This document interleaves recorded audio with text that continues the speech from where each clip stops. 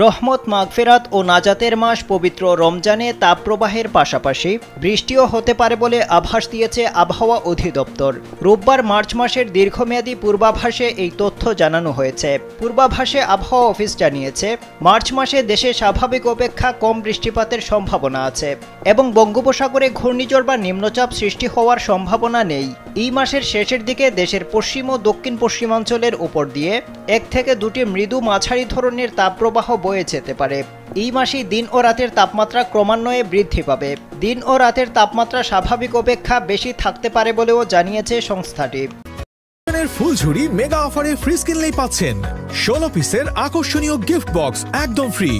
দীর্ঘমেয়াদী পূর্বাভাসে আরও জানানো হয়েছে, চলতি মাসে দেশে 2 থেকে 3 দিন বজ্র ও শিলাবৃষ্টি সহ হালকা বা মাঝারি ধরনের এবং একদিন তীব্র কালবৈশাখীর ঝড় হওয়ার সম্ভাবনা রয়েছে।